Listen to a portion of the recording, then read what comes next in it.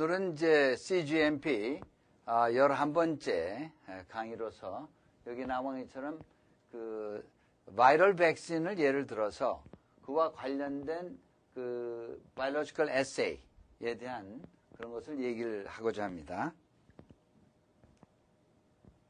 그래서 지금 내용을 한번 간추려서 설명을 하면 제일 처음에 바이럴 백신을 우리가 생산하는 데 있어서 주요 테스트 아이템이 뭐가 될 것인가 그걸 한번 살펴보고 그 다음에 이 바이럴 백신에 대해서 추천되는 여러 가지 테스트, 요구되는 그러한 테스트에 대해서 한번 일반적으로 훑어본 다음에 특별히 그 테스트 중에서 티슈 컬처 세이프티 테스트 그 다음에 애니멀 세이프티 테스트에 대해서 중점적으로 얘기를 하려고 합니다. 사실은 여기 나와 있는 모든 내용은 1995년에 미국 FDA에서 1년에 한 번씩 인터내셔널 컨퍼런스를 합니다. 그때 그 연자로 초청을 받아서 1시간 동안 발표한 것을 그 내용을 여기에 담았고 또 이것이 이제 퍼블리시가 됐고 그래서 사실은 원래 이 이야기의 그 토픽은 우리가 테스트하는 데 있어서 인비트로 테스트하고 인비보 테스트가 있는데 이 동물을 쓰지 아니하고 인비트로 테스트만을 통해서 할 수는 없을까? 이제 그거에 대한 거를 사실은 요청을 받았는데 이제 그거와 관련해 가지고 이 테스트 전반에 대한 것을 한번 리뷰하고 그다음에 이제 결론을 맺은 사실은 그 내용이 되겠습니다.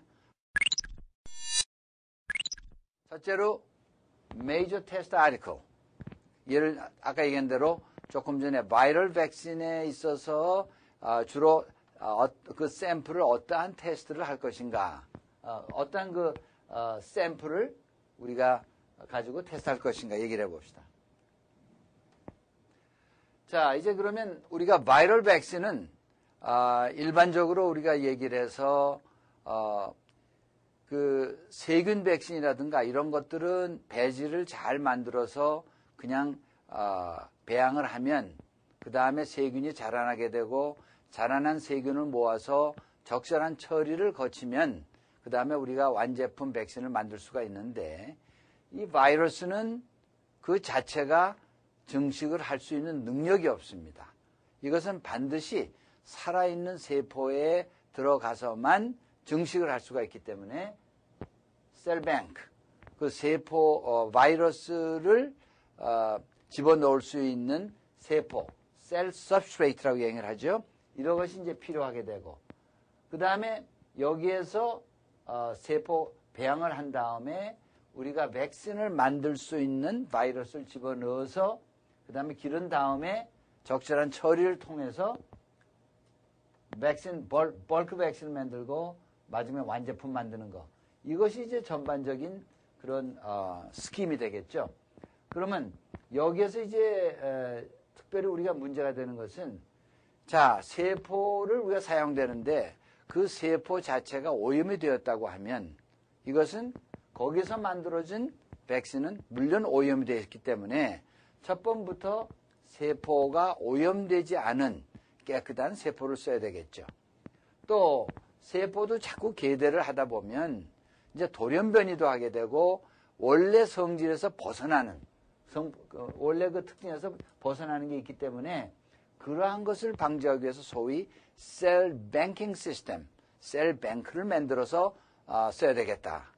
또 한 가지는 쓸 때마다 다른 세포를 쓴다고 하면 거기에서 만들어진 완제품이 들쑥날쑥할 거예요. 그래서 같은 세포, 또 같은 세포라도 일정한 수의 계대 수에 들어있는 것들, 이러한 것들을 적절하게 보관해서 변하지 않도록, 상하지 않도록 뭐 이렇게 요구되는 것이 소위 셀 뱅킹 시스템. 그래서 오늘날은 세포도 소위 마스터 셀 뱅크가 있고 그 다음에 이제 마스터 셀 뱅크에서 한 앰뷸 또는 두 앰뷸 꺼내서 또 계대를 몇 번 해가지고 그 다음에 Manufacturers Working Cell Bank를 만들고 그래서 보관해 두었다가 거기에서 앰뷸를 꺼내서 세포 배양을 하는 것 이러한 식으로 하고 있죠. 이게 소위 말하면 two-tier system 이렇게 얘기를 하고 있죠. 그래서 master cell bank, 그 다음에 manufactured working cell bank. 그래가지고 거기서 하는 것. 그래서 세포도 이제 일반적으로 liquid nitrogen에 보관하게 되죠. 그래서 리퀴드 안에 보관하게 되면 그 온도가 마이너스 196도까지 내려가고, 그 다음에 그 베이퍼 페이스에 하면은 보통 마이너스 135도까지. 그래서 이 정도에서 보관한다 그러면 세포는 상당히 오랜 동안, 그야말로 10년, 20년까지도 문제없이 보관할 수 있는 것. 이제 그런 거 이제 우리가 또 고려해야 되겠고, 그 다음에 여기서 세포를 꺼내서, 그 다음에 이제 플래스크라든지, 롤러볼을 컬처한다든지, 그 다음에 뭐 이런 바이오 리액터라든지, 이런 데서 세포를 이제 기르게 되고, 세포가 길러지면, 그 다음에 백신을 만들 수 있는 바이러스를 저장해 두었다가 꺼내서 여기다 집어넣어야 되겠죠. 또, 아까 셀뱅크와 마찬가지로 여기도 바이러스 시드 랏 시스템이라고 얘기를 해가지고 쓰는 바이러스도 만들어가지고 그 다음에 다 테스트한 다음에 잘 보관해서 쓰는 거. 그래서 여기에 이제 마스터 셀뱅크 있는 것처럼 마스터 바이러스 시트이 있고 거기에서 꺼내서 다시 몇 번 계대해가지고 바이러스 늘려서 하는 거를 소위 프로덕션 바이러스 시트 이렇게 얘기를 하죠.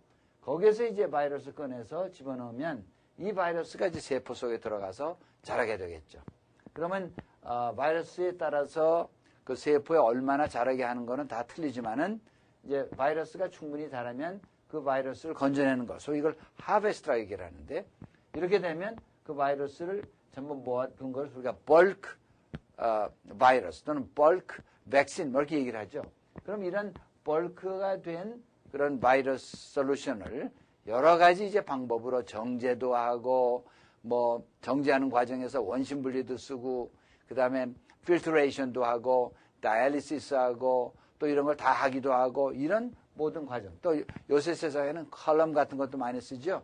이런 모든 테크닉을 통해서 이제 조작을 한 다음에 마지막에 사용할 수 있는 완제품 용기에 집어넣어서 특별히 이 백신 같은 거는 세포 배양부터 끝까지가 무균 조작을 해야 되는 거기 때문에 여기에서 필요한 라미나 플로 굿을 쓴다든가 청정도 유지한다든가 그다음 멸균 가운을 입는다든가 이런 것들이 다 필요하게 되는 거죠. 그래서 이렇게 되면 완제품이 완성이 되는 거죠.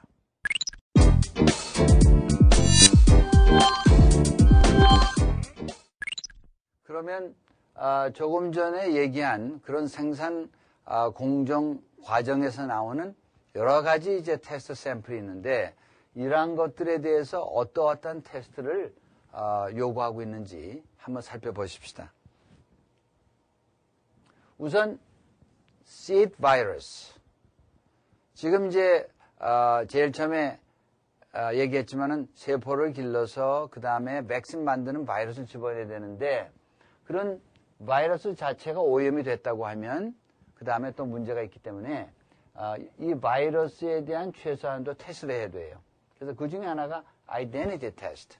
우리가 백신을 만들 수 있는 바이러스를 개발하게 했는데 여러분 아시다시피 이 미생물이라는 건 항상 변이를 하고 있고 많은 경우에 돌연 변이를 하기 때문에 이 바이러스가 우리가 원하는 그 바이러스의 상태를 유지하고 있는지 없는지 그것을 우리가 찾아내는 거죠. 그래서 우리가 실사할 때 바이러스 계들을 몇 번 하는 걸 꼭 점검을 해야 되는 이유가 바이러스는 계들을 많이 하면 할수록 오염될 가능성도 많고 또 오염이 안 돼도 그 자체가 변화될 수 있는 찬스가 많기 때문에 항상 우리가 챙겨야 되는 거죠. 그러니까 일반적으로 바이러스 하면 대개 3계대에서 5계대까지는 괜찮다 이런 얘기를 하는데 그건 일반적인 얘기고 그럼 바이러스에 따라 다 틀리게 되겠죠. 하여튼 그러한 테스트를 우리가 해야 되고 그 다음에는 여기 test for adventitious agents 하는 얘기는 외부에서 들어온 외래성 오염된 것들을 다 검사해야 되겠죠. 여기는 밖에서 들어온 세균 또 다른 바이러스 또 리케치 뭐 등등 이런 모든 것들을 다 검사를 해야 되는 거죠. 그 다음에는 이제 제일 처음 얘기한 세포 셀 서브스트레이트 세포 기질 이거 자체도 깨끗해야 되는데 그러면 이제 먼저 그 세포 기질에 대해서 여러 가지 테스트가 요구되는데 미국 FDA에서 과거 한 30년 동안 이 테스트 요구되는 거와 관련해 가지고 그 철학이 몇 번 바뀌었습니다. 그걸 이제 간단히 설명하면 이렇게 되겠는데 제일 처음에 한 30년, 한 20여 년 전에는 세포를 사용하되 항상 정상세포만 쓰도록 그렇게 권장을 했어요. 왜냐하면 여기 분명히 암세포를 쓴다든가 다른 오염된 세포를 쓴다고 하면 거기서 만들어진 제품이 물론 오염되어 있을 테니까 당연하죠. 그건 이제 그렇게 하고 그다음 이제 그 당시에도 쓰는 세포를 갖다가 반드시 검사해가지고 성상 분석을 하도록 뭐 그건 지금도 마찬가지입니다. 이렇게 처음에 하다가 몇 년 후에 철학을 좀 바꿔서 그러면 꼭 정상세포가 아니래도 사용할 수 있는데 그 대신에 거기에서 만들어진 제품을 아주 검사를 철저히 해가지고 벌크라든지 그다음 완제품에 철저히 테스트를 해가지고 하자가 없는 것을 점검하는 것을 요구해 왔다가 그 다음에 이제 1993년쯤 들어가서 지금도 이제 그것을 우리가 쓰고 있는데 소위 밸리데이션이라는 개념이 도입이 됐어요. 그래서 이 개념에 의하면 어떤 세포를 써도 되는 거죠. 어떤 세포라도 사용할 수 있으나 다만 생산 공정 중에서 거기에 오염되어 있는 바이러스라든가 이런 것들이 다 제거될 수 있다는 것만 증명하면 되겠다. 그래서 소위 바이러스 클리어런스라든지 바이럴 이넥티베이션 그러한 개념이 들어 우리말로 말하면 요새 밸리데이션 요새 말로 말하면 밸리데이션 개념이 들어온 거죠. 그래서 이렇게 변천해 왔죠. 자, 그럼 또 좀 자세히 연도까지 포함해서 한번 보십시다. 이거는 이제 소위 여기 나오는 게 points to consider in the characterization of cell lines used to produce biologics. 그러니까 생물 제품을 만드는 데 사용된 세포 라인의 그 성상 분석에 대한 것 할 때 고려할 점. 이렇게 이제 나온 거죠. 가이던스죠. 그래서 1984년에 처음 가이던스가 나왔고, 그 다음에 개정판이 87년, 그 다음에 1993년에 나왔는데, 지금도 이걸 주로 쓰고 있고, 최근에 1993년도 개정판이 나왔는데, 아직 드래프트 스테이지이기 때문에, 아직 유효한 거죠. 자, 그러면 이것을 처음에 낼 때부터 여기 나온 것들은 여러 가지 테스트를 요구하고 있죠. 여기서 튜머리지네시티. 그래서 여기 이제 먼저 얘기할 것은 yes 하는 거는 테스트가 요구되는 것이고 no 하는 거는 테스트가 요구 안 되는 거고 그 다음에 yes/no 하는 거는 case by case 그런 뜻이 됩니다. 자, 그럼 봅시다. 튜머리지네시티. 그 세포가 암을 일으키는지 안 일으키는지 보는 거죠. 쉽게 얘기를 해서 그런 테스트는 84년에도 요구됐고 87년 개정판에서 요구되고 그런데 93년에는 케이스 바이 케이스로 얘기를 했어요. 그래서 여기서 얘기하는데 그 튜머리지네시티는 로던트 셀을 쓸 경우 설치류 작은 설치류 세포를 쓸 경우는 튜머리지네시티는 할 필요 없다. 그런 얘기가 되죠. 왜냐하면 마우스셀 같은 거 계속 개들을 많이 하다 보면 결국 튜머 일으키는 그런 경우가 많기 때문에 이걸 면제를 해버렸어요. 그렇게 됐고. 그 다음에 이제 캐리올로지 하는 거는 소위 염색체. 자, 우리가 사람 세포 염색체가 몇 개죠? 46개죠. 그러면 우리가 정상세포라고 하면 염색체 수가 46개고 또 염색체는 각각 생긴 모양이 다 다르게 돼 있죠. 그래서 그 염색체의 수와 염색체의 형태를 가지고 돌연변이가 일어나는 유전적인 변화가 일어나는지 아니는지 알 수가 있는 거죠. 예를 들어서 염색체가 반이 떨어져 나갔다. 그러면 염색체 위에 유전자가 배열되어 있으니까 그 유전자 물질을 잃었기 때문에 분명히 유전 변이가 일어난 거로 봐야 되겠죠. 그래서 캐리올로지 하는 건 염색체를 체크하는 건데 그건 숫자적인 거 또는 형태적인 거 다 포함해가지고 스탠더드를 만들고 그 스탠더드에 들지 않으면 이거는 정상세포가 아니다. 이렇게 얘기할 수 있는 거죠. 그래서 처음에 요구됐고 87년 개정판이 요구됐고 93년은 케이스 바이 케이스. 왜 그랬냐면 우리가 암을 일으키지 않는 세포라도 그 다음에 계속 개들하게 되면 보통은 정상세포는 일정한 개대수 넘으면 자라질 않습니다. 그러나 어떤 세포는 무슨 이유에서인지 계속 자라고 있는 거예요. 예를 듭시다. 베로셀 같은 거는 암세포가 아니에요. 그러나 베로셀은 원래 아프리칸 그린 멍키 키드니에서 온 그런 세포인데, 이러한 것을 소위 우리가 continuous cell line 또는 established cell line 하는데, 이러한 세포를 갖다가 이제 염색체를 조사해 보면 원래 나온 염색체 수하고 틀립니다. 숫자도 틀리고 형태도 틀리고. 그러면 옛날식으로 얘기하면 못 쓰게 되겠는데, 이제 다른 그 개정판에 의하면 그러한 세포라도 사용해도 좋다는 것이죠. 다만 아까 처음에 설명한 것처럼 그럴 경우에는 거기서 만들어진 제품을 더 철저히 조사해 가지고 아무런 오염된 게 없다는 것만 증명된다면 사용해도 좋다. 그래서 케이스 바이 케이스가 된 거죠. 그 다음에 마이코플라스마.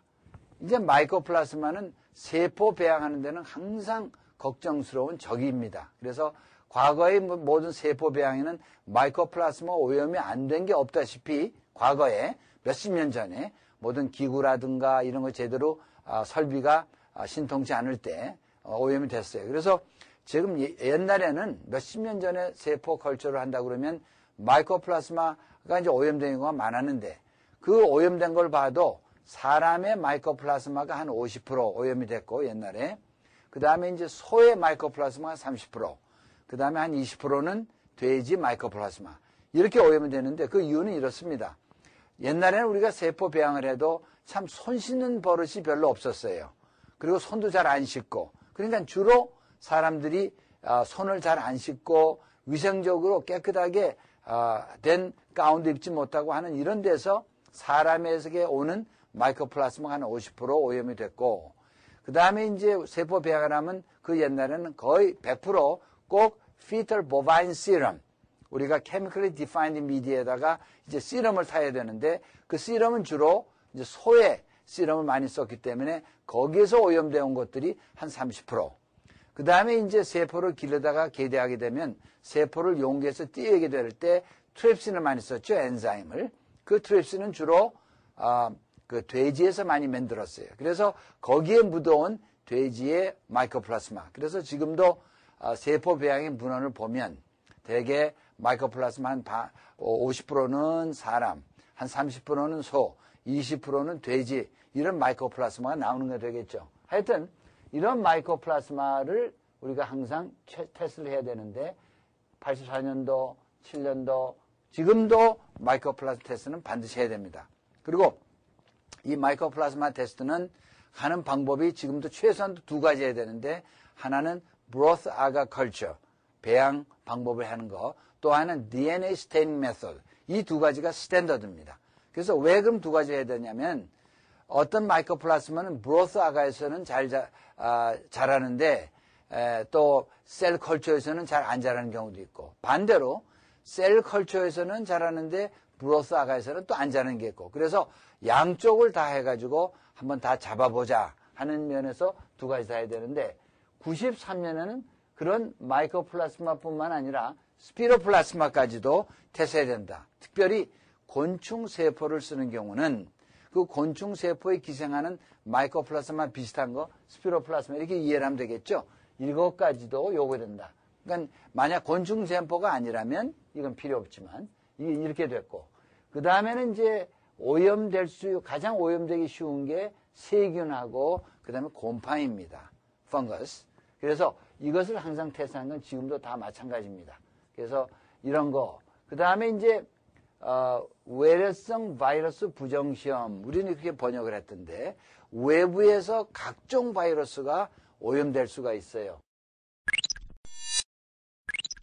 이런 거를 테스트하는 방법에는 크게 세 가지를 나눴죠. 첫째는 세포 배양을 통해서 하는 방법, 두 번째는 동물을 사용해서 하는 방법, 그 다음에 마지막은 레트로바이러스, 이게 이제 RNA 바이러스죠. 레트로바이러스. 이 세 가지는 반드시 하도록 규정되어 있는데, 우선 보십시다.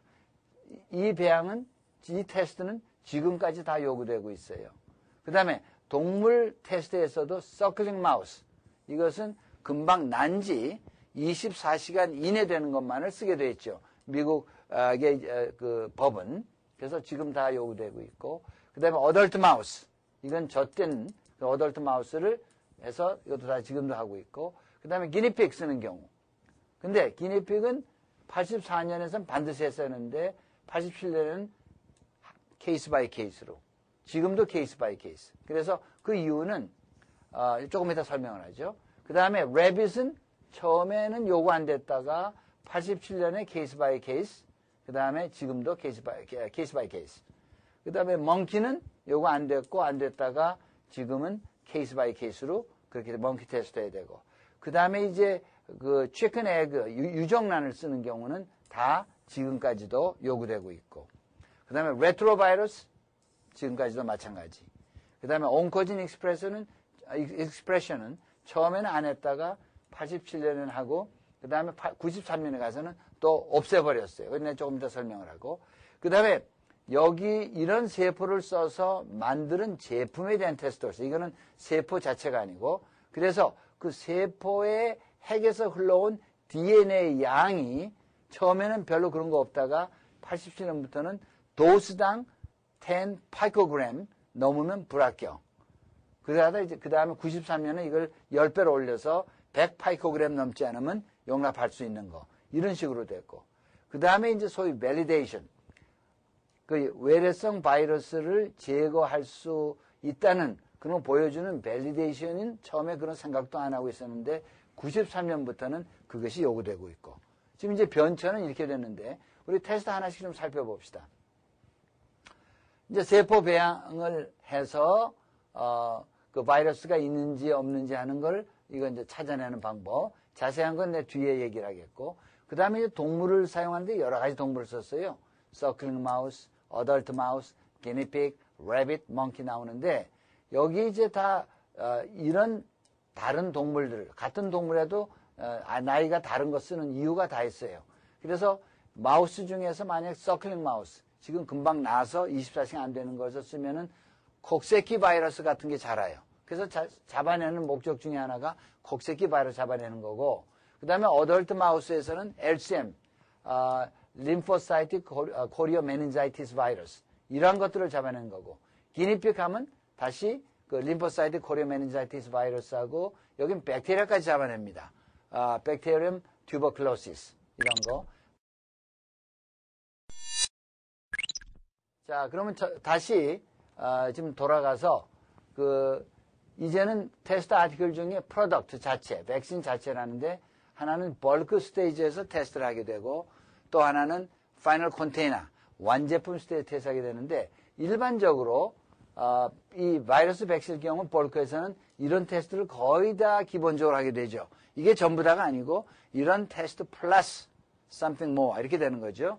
자, 이 무균시험 우리말로 스테일 테스트는 약방 감초 같아가지고 이건 항상 테스트를 하는 거죠. 그래서 항상 우리가 무균 조작을 하다 되면 잘못하면 세균 감염이 되니까 그 다음에 이런 거를 찾아내는 거 방법은 소위 우리가 스테리리티 테스트라고 얘기를 해서 미디아는 플루이드 사이어글라이콜라이트 미디엄 이거 쓰는 거죠. 이걸 쓰고 그 다음에 14일 동안 배양하고 관찰하는 거 뭐 이런 게 스탠더드고 그 다음에 마이코플라스마는 아까 얘기한 대로 두 가지 브로사가 컬처가 있고 DNA 스테잉하는 거 이유는 말했고요.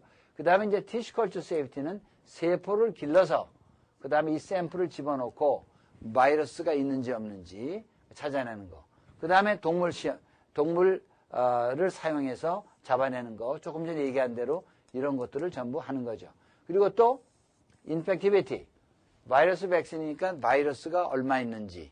그 다음에 그걸 찾아내는 걸 소위 인펙티비티 테스트라고 그러고 그 다음에 때때로 뉴로비럴런스. 예를 들면 폴리오 백신 같은 것은 뉴로트로픽 트레이스를 우리가 발견하느라고 멍키 실험을 해야 되는 거죠. 그래서 그건 물론 백신에 따라 틀립니다. 항상 이거 하는 건 아니지만 그러나 이 위에 나오는 테스트는 일반적으로 거의 다 이런 테스트를 하게 되죠.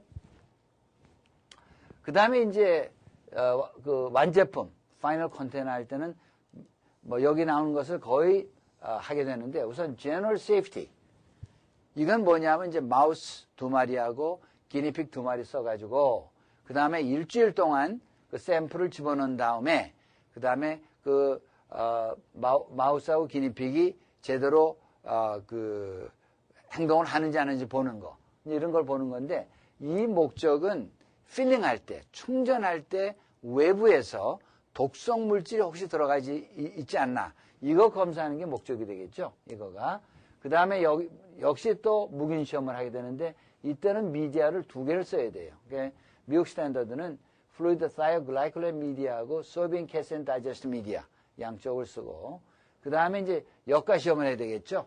얼마나 약이 효과가 있나 알아야 되니까. 그 다음에 이제 주사제일 경우는 반드시 파이로진 테스트를 해야 돼요. 또는 랄 테스트 해도 되고요. 그 다음에 안정성, 스테빌리티 테스트 해야 되고 그 다음에 동결 건조일 경우는 그 residual moisture 테스트 해야 되고 그 다음에는 identity. 요새 요구되는 것은 아이덴티티 테스트는 반드시 라벨을 붙인 다음에 하게 돼 있죠. 그래서 이미 몇 번 얘기를 했지만은 지금 드럭의 리콜이 레이블에 관련된 것들이 많기 때문에 반드시 랩을 붙인 다음에 확실히 그 레이블하고 그 다음에 내용이 일치한다는 걸 보이기 위해서 아이덴티티를 랩을 붙인 다음에 해라 이렇게 요구되고 그 다음에 요새는 이제 세포 기질을 사용하니까 세포 속에서 흘러나온 핵산 DNA죠. 이것이 얼마나 되나 하는 것을 이제 보는 이런 것은 일반적이고 물론 제품에 따라서 이 외에도 여러 가지 테스트를 많이 하게 되는데 이러한 것들은 거의 다 어떤 바이러스 백신은 다 들어가기 때문에 여기 이제 표시를 했습니다.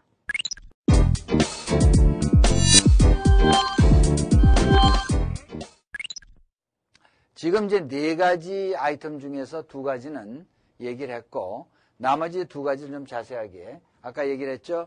티슈 컬처 세이프티 테스트하고 애니멀 세이프티 테스트하고 한번 얘기해 보십시다.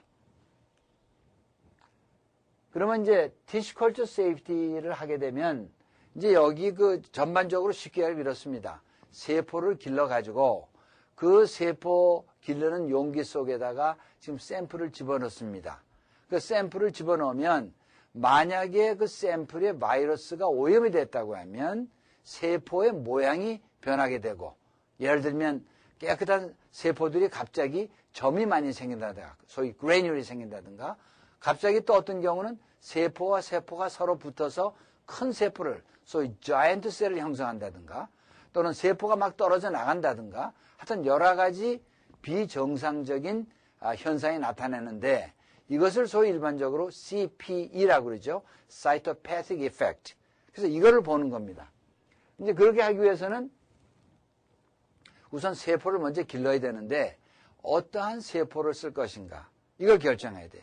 그래서 일반적으로 세포는 생산에 사용된 바로 그 세포 하나 포함되어야 되고 그 이외에 사람 세포 그 다음에 멍키 세포 라인을 반드시 포함되어야 됩니다. 그럼 이제 여러분 마음의 질문이 왜 사람 세포 하나 멍키 세포 하나를 넣어야 되냐면 사람 세포 라인 하나 또 멍키 세포 라인 하나 양쪽을 다 쓴다고 하면 이 둘을 쓰면 대부분의 바이러스가 다 자랄 수가 있어요.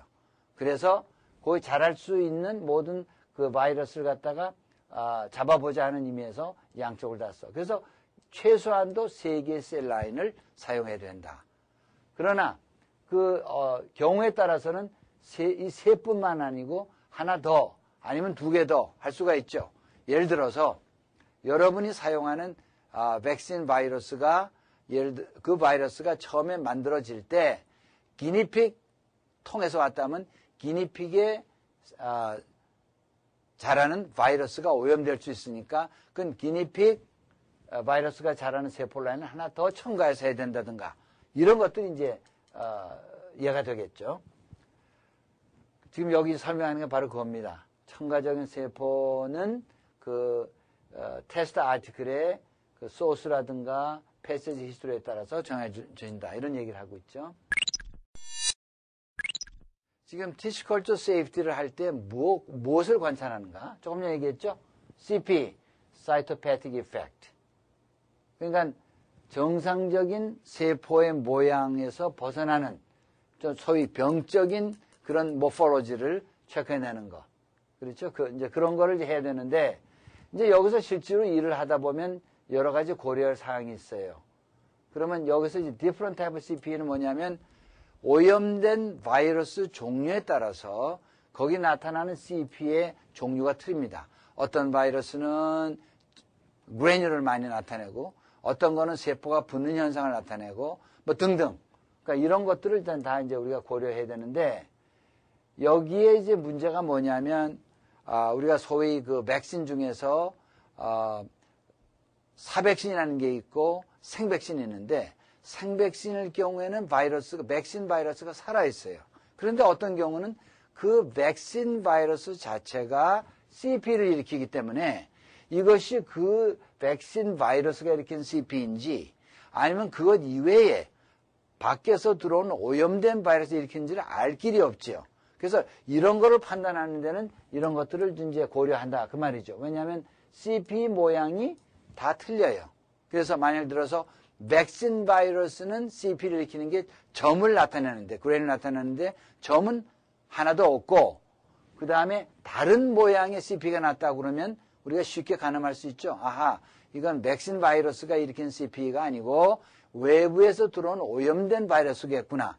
뭐 이런 것 우리가 생각해야 되겠고, 그 다음에 이제 CP가 나타나는 시간이 또 틀립니다. 어떤 바이러스는 한 이틀 후에 나오고, 어떤 거는 닷새 후에 나오고, 모든 이런 것들을 고려해서 구분할 수 있다. 그런 얘기가 되겠죠. 그러면 일단 세포 길러서 샘플 집어넣고 관찰을 보통 최하 2주 또는 4주까지 하게 되겠죠. 그럼 여기서 왜 2주를 하냐면은 어떤 바이러스는 있긴 있는데 이건 아주 천천히 자라기 때문에 2, 3일 가지고는 볼 수가 없어요. 그래서 그 시간을 주고 여기 이제 4주 한 것은 다 4주를 보는 게 아니고 일반적으로 모든 세포는 2주 동안 관찰하는데 이 중에 한 세포는 다시 한 번 더 2주 동안을 계대해서 관찰합니다. 계대한다는 얘기는 같은 세포를 배양해 놓고 그 다음에 2주 동안 관찰하던 데서 거기서 자라난 바이러스 영역을 떠내가지고 다시 접종을 해가지고 이노큘레이션 해가지고 또 2주를 보는 겁니다. 그럼 왜 이렇게 2주를 더 보냐 하면 만약에 바이러스가 감염이 돼 있다 하더라도 원체 소량 작은 양이 한다면 2주 동안에도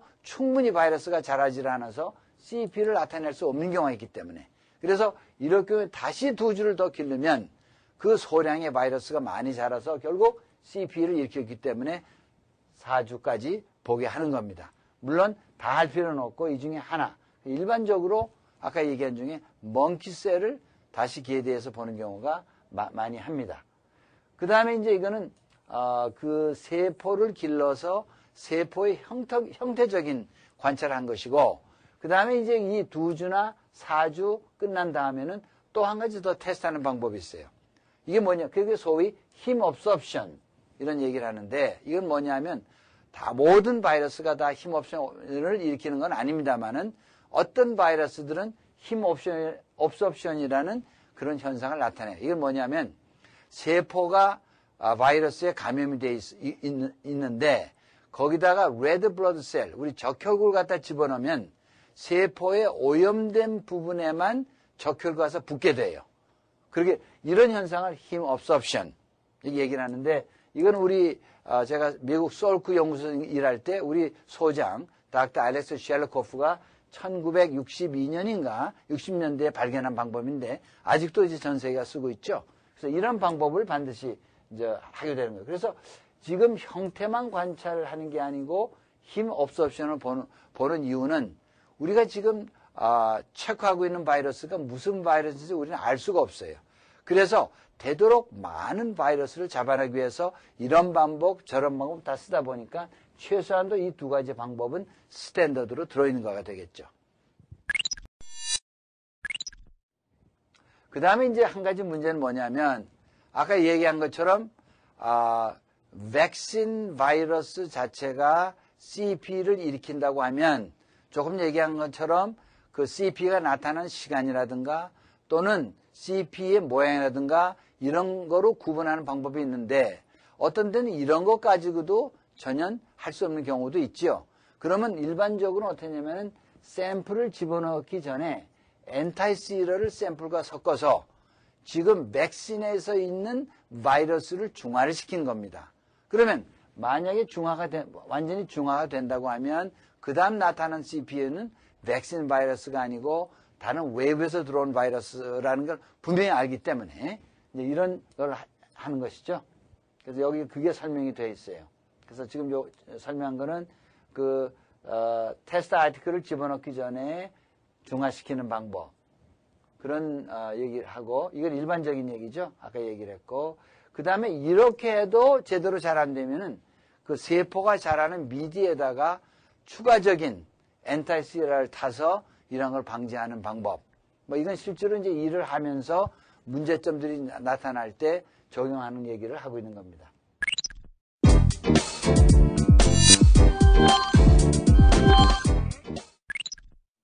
자, 다음은 애니멀 세이프티 테스트에서 한번 생각해 봅시다.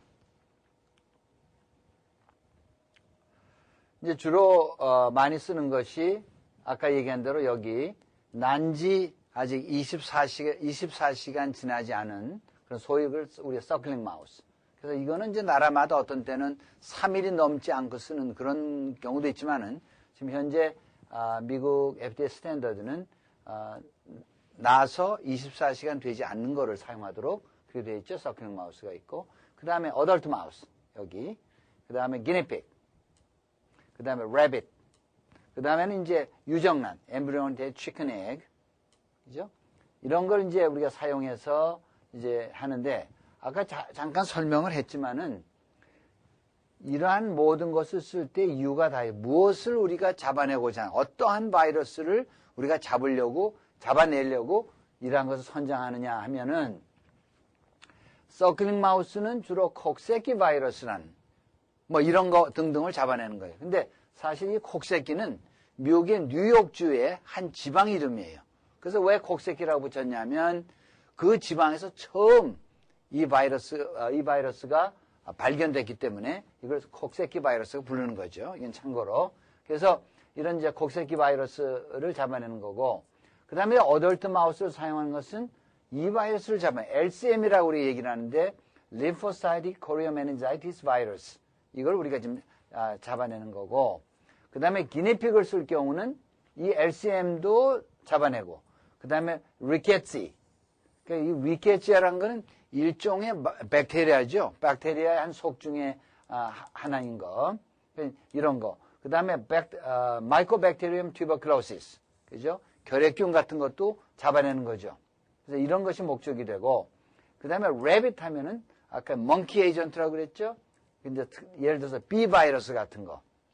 이런 것이 잡아내는 게 그 목적이 되겠죠. 그러면 이제 우리가 유정란을 사용하면은 우리가 이제 샘플을 집어넣을 때 두 루트를 집어넣는데 하나는 알란토익 루트를 집어넣고 또 하나는 요옥색 루트를 집어넣어서 따로따로 테스트를 하게 됩니다. 근데 그 이유는 뭐냐면 알란토익 루트를 집어넣으면 우리가 뭘 보냐면 인플루엔자 바이러스라든지 그다음 멈스 바이러스 이런 거 우리가 보는 거죠. 왜냐면 이러한 것들이 요 부분에서 잘 자라기 때문에. 그 다음에 요옥색 루트를 집어넣으면 우리가 뭐를 보느냐면 아보바이러스. 아보바이러스는 곤충에 기생되는 바이러스를, 곤충에서 사는 바이러스를 아보바이러스라고 하죠. 일반적으로. 또 그 다음에 리케치 같은 거.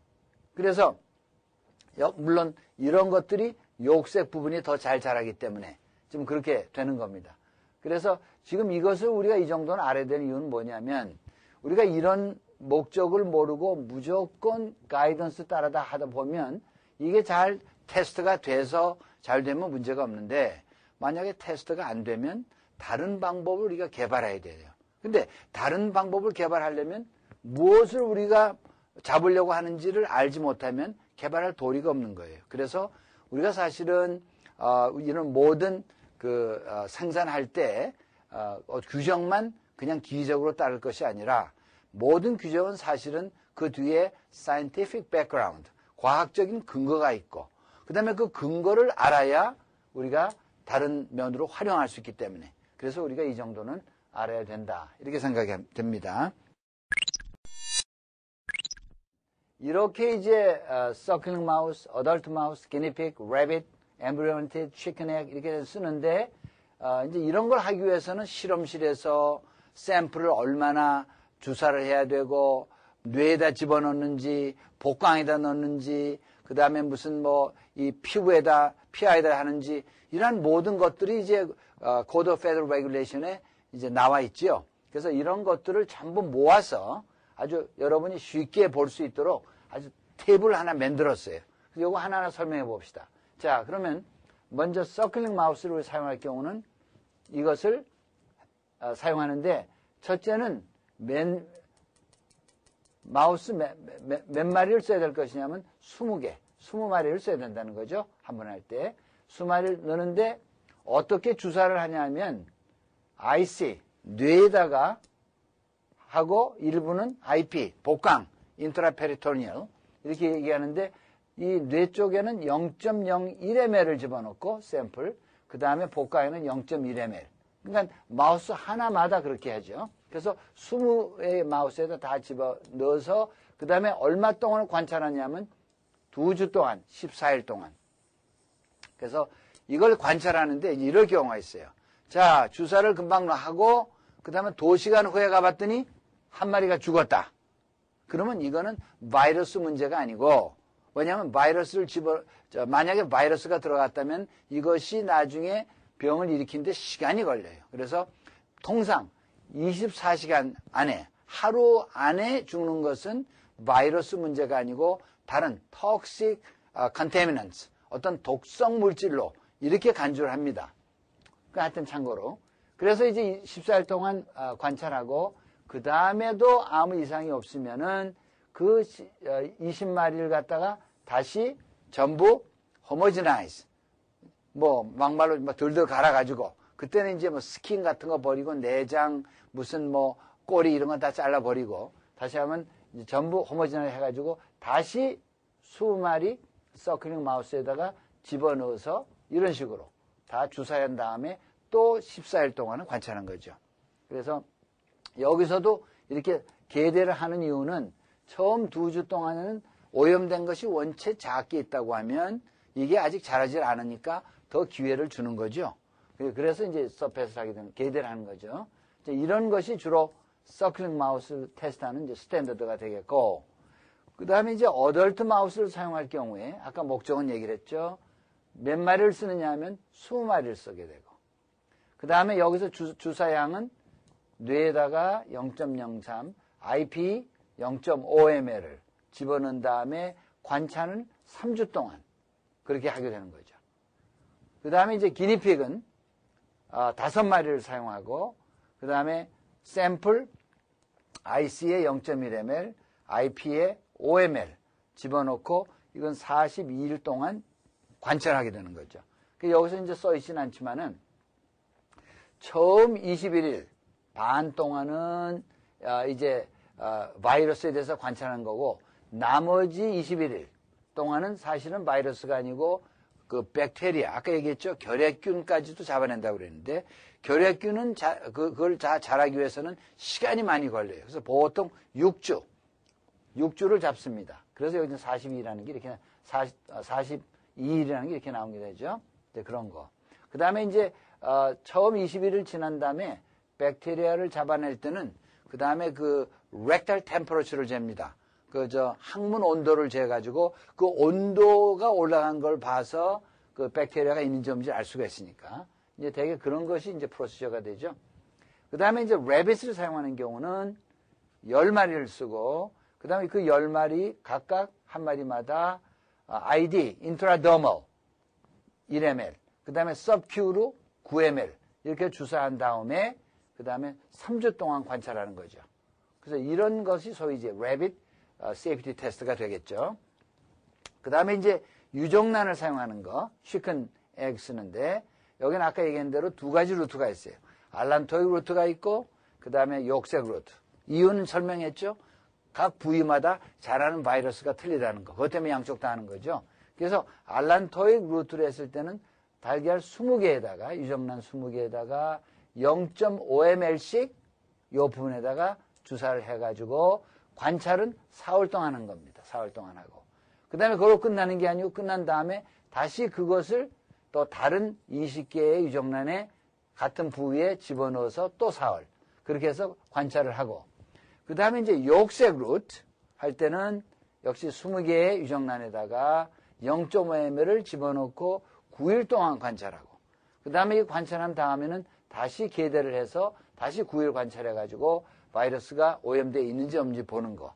여기서 물론 다 계대하는 것은 아까 여기서 마찬가지로 아주 소량, 아주 극소량의 이런 오염물질 있을 때, 오염된 바이러스 있을 때 더 증폭을 시키는 거죠. 소위 이게 amplification 이런 말을 써요. 그래서 하느라고 이런 걸 하는 게. 그래서 사실 이러한 모든 규정은 1996년 정도까지는 코드 오브 페더럴 레귤레이션에 다 나와 있었어요. 나와 있는데 1997년쯤 돼서 이것이 없어졌습니다. 그래서 이것을 사용하지 말라는 뜻이 아니라 좀 더 테스트하는 사람들에게 더 자율성을 주고 좀 더 뉴 바이오 테크놀로지 같은 걸 쓰기 위해서 과거에 하던 이런 것들을 거기서 이제 빼는 거죠. 그러나 이것이 오늘날도 모든 테스트하는데 근간이 되고 스탠더드가 되고 있으니까 이제 앞으로 우리가 실사를 한다든지 또 이런 실험을 한다고 그러면 이 테이블을 갖다가 사용하는 것이 여러 가지로 도움이 되겠어요. 이거는 또 아까 우리 티슈컬처 세이프티 테스트에서 얘기를 했는데, 만약에 여러분이 이제 동물에다가 이런 샘플을 갖다가 이제 주사를 하게 되면 때때로 이제 아까 얘기한 것처럼 상백신 같은 거는 그 바이러스가 살아 있어요. 그러면 지금 우리가 지금 여기서 테스트하는 목적은 그 바이러스 백신 말고 외부에서 들어온 다른 바이러스가 오염되는지 아닌지를 우리가 잡아내는 건데, 지금 마우스에다 주사했더니 다른 데서 오염이 없다 하더라도 그 백신 바이러스가 살아있으므로 마우스를 죽이는 경우가 종종 나오게 되죠. 그러면 아까 얘기한 것처럼 백신 바이러스를 먼저 중화시켜야 돼요. 소위 그 엔타이시를 써가지고 중화시켜서 그 다음에 이제 주사를 하게 되면 이것이 완전히 중화가 된다고 하면 그 다음에 이제 마우스가 죽는다 그러면은 이거는 백신 바이러스 문제가 아니라 그 외에 오염된 바이러스라는 것을 우리가 추정할 수가 있으니까 뭐 이런 식으로 해서 결국은 이쪽에서도 동물 실험할 때도 백신 바이러스 자체가 이런 문제 일으킬 때는 먼저 중화시키는 작업이 필요하다. 이제 이럴 때 한 가지 중요한 거는 실험실에서 조금 전에 서클링 마우스에는 0.01ml IC로 집어넣고 0.1ml IP로 집어넣는다고 그랬어요. 근데 만약에 중화를 시켰다 하면 보통 중화는 1대1로 합니다. 그래서 샘플 1ml 하면 엔타시라 1ml 집어넣어서 중화를 한 다음에 그 다음에 집어넣기 때문에, 그래서 만약 중화한 다음에 IC로 0.01ml 한다고 그러면 원래 규정에 보면 0.01ml 샘플로 주사하게 됐는데 이건 중화했으니까 샘플로 보면 반밖에 안 들어갔죠. 0.005개. 그래서 이럴 경우는 0.01이 아니고 중화한다면 0.02를 집어넣는 거. 나는 이제 그런 걸 실사할 때 다 따져서 잡아내는데 그것이 이제 논리적으로 맞죠. 왜냐하면 집어넣은 양을 조금 요구된 것보다 적게 집어넣으면 그 다음에 그것이 영향을 미치는 게 훨씬 줄어들 거니까. 그래서 그런 것 같은 거 우리가 신경을 써야 되겠죠. 그 다음에 이제 오늘 강의의 마지막으로 밖에서 들어온 이런 그 바이러스라든가 리케츠라든지 또는 백테리아 세균이라든가 이런 걸 잡아내는데 영향을 주는 그런 여러 가지 팩터가 있는데 여기는 일반적으로 이제 몇 가지를 나눠봤어요. 하나는 species of animal, 동물의 종류에 따라서 거기에 자라는 바이러스라든가 그 다음에 세균 이런 거 다 틀리기 때문에 항상 어떠한 종류의 동물을 쓸 것인가. 그래서 우리 앞에서 스탠더로 얘기한 거는 서클링, 그러니까 마우스도 쓰고 생쥐도 쓰고 그 다음에 기니픽도 쓰고 래빗도 쓰고 유정란도 쓰고 이런 거 다 했죠. 그런 종류에 따라서 거기에 자라는 바이러스가 다 틀리기 때문에 그런 걸 이제 우리가 고려를 해야 되고, 그 다음에는 스트레인, 같은 종류라도 스트레인이 다를 때는 다른 바이러스가 또 자랄 수가 있어요. 그래서 스트레인까지도 우리가 고려를 해야 되고, 그 다음에 같은 동물이라도 나이에 따라서 자라는 바이러스나 이런 에이전트들이 잘하는 것들이 틀려요. 우리 금방 나왔죠? 같은 마우스인데, 생쥐인데, 서클링 마우스. 난지 금방 24시간 안에 쓰면 거기서 자라는 건 주로 콕새끼 바이러스가 자란다고 그랬고, 이것들이 커가지고 어덜트 마우스가 되면 콕새끼 바이러스는 더 잘 안 자라고 LCM 바이러스가 자라고. 그래서 같은 동물이라도 나이, 에이지에 대한 것도 고려를 해야 되고, 그 다음에 또 한 가지 고려해야 될 것은 어디를 통해서 집어넣느냐, 주사하느냐, 다시 말하면 뇌로 가는지, 그 다음에 복강으로 가는지, 그 다음에 피하로 가는지 등등 이런 거에 대해서도 상당히 이런 것들이 또 영향을 주기 때문에, 그래서 항상 이런 것들을 잡아낼 때 동물을 선정한다든가, 그 다음에 하는 프로시저를 개발한다든가 할 때는 이러한 모든 것들을 다 고려해서 우리가 개발을 해야겠다. 뭐 이런 얘기를 하고 있는 거죠. 그래서 오늘 강의는 아마 이게 마지막 슬라이드 같은데, 이제 요점은 이렇습니다. 우리가 이제 그 바이러스 백신을 생산하고 그 이제 바이러스 백신의 여러 가지 그 생물학적인 에세이를 하게 될 텐데, 그 다음에 그 중에서 티슈 컬처 세이프티 테스트하고 애니멀 세이프티 테스트를 빼내가지고 이제 그것들을 하는 목적과 그 다음에 그걸 잡는 방법, 이런 것들을 이제 설명을 했어요. 그래서 이제 모두 얘기한 것처럼 원래 이 발표를 해달라고 요청 왔을 때, 미국 FDA에서 1995년에 왔을 때는 인비트로 테스트로 동물 테스트, 인비버 테스트를 완전히 대체할 수 없는가 하는 그런 것을 이제 요구를 해왔는데, 결국 결론은 지금도 그렇지만은 그 당시에도 결론은 지금 동물 실험을 완전히 없앨 수가 없다. 이유는 간단해요. 인비트로, 그러니까 세포 배양을 해서 자라는 바이러스가 있는가 하면 동물에서는 또 잘 안 자라는 바이러스가 있고, 반대로 동물에서 잘 자라는 바이러스가 있는가 하면 세포 배양에 또 안 자는.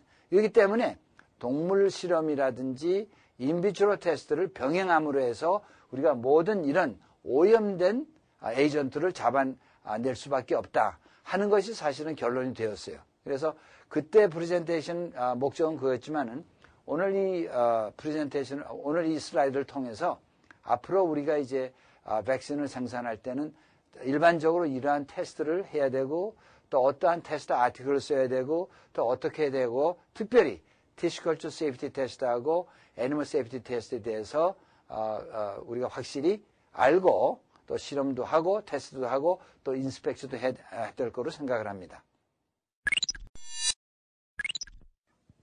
오늘은 바이럴 백신을 한 가지 예를 들어서 소위 그것과 관련된 바이올로지컬 에세이에 대한 것 몇 가지를 점검해 봤죠. 이제 메이저 테스트 아티클을 보면 이 경우 바이럴 백신 경우는 세포를 써야 되니까 셀 서브스트레이트, 세포에 대한 것, 또 바이러스 시드, 백신을 만드는 그 바이러스, 그 다음에 이제 모든 중간 제품, 뭐 벌크 백신이라고 얘기를 하겠죠. 그 다음에 완제품 파이널 컨테이너 백신, 이러한 것들이 주요 이제 테스트 아티클이 되겠고, 그 다음에 이제 이 중에서 특별히 그 세포 기질에 대해서 미국 FDA에서 요구되는 사항을 1984년, 87년, 93년 이렇게 이제 서머리해서 한번 비교를 해봤습니다. 그래서 최근에는 93년 이후에 최근에 그 개정판이 최근에 나왔는데 아직도 드래프트 수준에 있죠. 그 다음에 이제 특별히 티슈컬처 세이프티 테스트하고 애니멀 세이프티 테스트를 이제 한 가지씩 픽업해가지고 설명을 했는데, 티슈컬처 세이프티 테스트나 애니멀 세이프티 테스트나 그 목적은 소위 adventitious agents, 외부에서 들어온 바이러스라든지 그 다음에 미생물의 그 오염을 잡아내는 그런 방법으로 많이 쓰는 것이었다. 특별히 바이러스 백신에서는 거의 스탠더드로 쓰고 있는데, 티슈컬처 세이프티 테스트라는 것은 세포 배양을 통해 가지고 특별히 최소한도 3개 세포 라인을 써야 된다고 얘기를 했죠. 그러니까 생산에 쓰는 세포는 물론 그 다음에 사람 세포 하나, 그 다음에 멍키 세포 하나, 최소한도 이렇게 써가지고 혹시 밖에서 들어온 바이러스가 있다고 하면은 CPE 같은 거 일으킬 수 있기 때문에, 물론 모든 바이러스가 다 CPE 일으키는 것은 아닙니다만은 최소한도 CPE 일으키는 바이러스를 이제 디텍트 해내는 거. 그 다음에 그 관찰이 끝난 다음에는 적혈구를 집어넣어서 소위 힘 업소프션 하는 현상이 있나 없나 봐서 외래성 바이러스가 있나 없나 보는 이런 테스트가 있고, 또 한 가지, 근데 문제는 모든 바이러스가 다 세포 배양에서 자라는 것은 아니기 때문에 어떤 것은 오히려 동물에서 더 자라고 하기 때문에 동물을 사용해서 또 이런 비슷한 검사하는 거, 이걸 소위 우리가 애니멀 세이프티 테스트라고 그랬죠. 거기에 이제 쓰는 여러 가지 동물들을 보면 마우스 중에도 서클링 마우스, 어덜트 마우스, 기니픽, 래빗, 그 다음에 치킨 엠브리오네이티드 에그, 유정란, 이런 걸 이제 사용해서 우리가 테스트를 하는데, 그 서클링 마우스 하면은 kok새끼 바이러스를 우리가 보는 것이고, 그 다음에 어덜트 마이스 하면 LCM, lymphocytic chorea meningitis virus, 이런 걸 보는 거고, 기니픽 하면 LCM도 보고 리케츠야도 보고, 여기서는 박테리아까지 봅니다. 마이코박테리엄 튜버큘로시스 같은 거. 그 다음에 래빗 우리가 쓰는 이유는 B 바이러스 같은 거를 보는 거죠. 먼키 에이전트 보는 거고, 그 다음에 유정란을 사용할 때는 두 가지 루트를 쓰는데, 알란토익 루트, 그 다음에 욕색 루트를 쓰는데, 알란토익 루트를 우리가 체크하는 것은 인플루엔자 바이러스라든지 멈스 바이러스 같은 걸 보는 것이고, 욕색 루트라는 것은 아보 바이러스, 곤충에 기생하는 바이러스죠. 이런 거, 또는 리케치아 같은 거 보는 거. 그래서 이러한 것을 통해서 우리가 외부에서 오염된 바이러스라든지 미생물을 디텍트하는 그런 방법이라는 것을 오늘 공부했습니다. 수고하셨습니다. 이번 시간에는 CGMP-10 Issues of